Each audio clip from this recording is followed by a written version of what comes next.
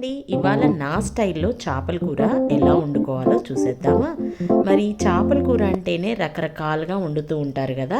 మరి ఒక్కొక్కరు ఒక్కో స్టైల్లో చేస్తారు. కొంతమంది ఆనియన్స్ వేసి, కొంతమంది టొమాటో వేసి అలా చేస్తూ ఉంటారు.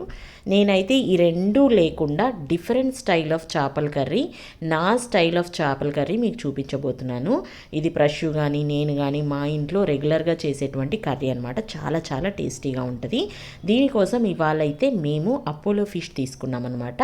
ఈ ఫిష్ని చక్కగా ఉప్పు పసుపు వేసి కడిగేసి పక్కన ఉంచుకున్నాము. ఒక నిమ్మకాయ సైజ్ అంతా చింతపండు తీసి నానబెట్టి పక్కన ఉంచుకోవాలి. అలాగే 1 స్పూన్ జీలకర్ర వేయించుకోవాలి. అలాగే 1/2 టేబుల్ స్పూన్ మెంతులు అండ్ అలాగే ఒక 1/2 టేబుల్ స్పూన్ ఆవాలు, కరివేపాకు అన్నీ కూడా చక్కగా వేయించుకొని పొడి చేసుకోవాలన్నమాట. అలాగే మిరియాల పొడి కూడా పక్కన ఉంచుకోవాలి. ఈ పొడి చూసారా, రెడీ అయిపోయింది. ఇంక ఇప్పుడు కడాయి పెట్టేసుకొని చేపకు ఆయిల్ బాగానే పడుతుంది. ఒక 3 పచ్చిమిరపకాయలు చిలికలుగా చేసి ఒక 1.5 టేబుల్ స్పూన్ అల్లం వెల్లుల్లి పేస్ట్ కూడా యాడ్ చేసి ఇదంతా కూడా చక్కగా వేయించేసుకున్నాను అనమాట. ఇది చాలా సన్న మంట మీదనే మనం కుక్ చేసుకోవాలి.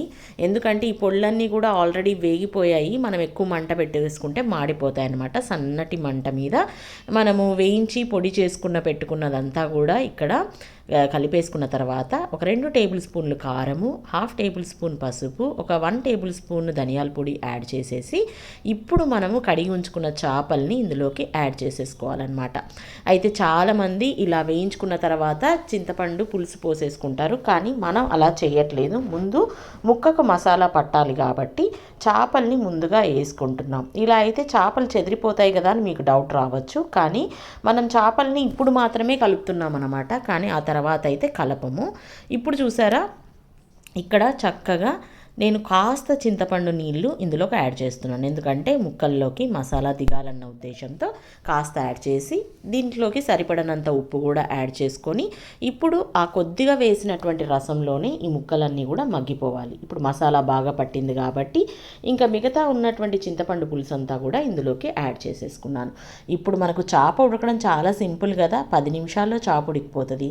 చక్కగా వాటర్ ఎన్ని కావాలో అన్ని యాడ్ చేసేసుకొని మూత పెట్టేసుకొని చక్కగా చేపను ఉడికించుకోవడమే అనమాట. ఇప్పుడైతే మూత పెట్టేసాను. ఒక 10 నిమిషాల తర్వాత చూస్తేనేమో చేప కూడా బాగా ఉడికిపోయింది అండ్ చక్కటి సువాసన వస్తుంది. ఇప్పుడు ఇందులో మనము కొత్తిమీర యాడ్ చేసేసుకోవచ్చు. చాలా చాలా టేస్టీగా ఉంటుంది అనమాట ఈ చేపల పులుసు. ఈ సండే మా ఇంట్లో ఈ చేపల పులుసుతో మేము ఎంజాయ్ చేసాం. మరి మీ ఇంట్లో మీరేం చేసుకున్నారు? ఒకవేళ నేను చేసిన ఈ స్టైల్ చేపల పులుసు మీకు నచ్చినట్లయితే ఒక్కసారి ఈ చేపల పులుసుని ట్రై చేసి ఎలా ఉందో కామెంట్ సెక్షన్లో కామెంట్ చేయండి. ఫ్రెండ్స్, మరి ఈ వీడియో మీకు నచ్చినట్లయితే వెళ్ళిపోకుండా ఒక చిన్న లైక్ చేయండి. Thanks for watching. Please subscribe.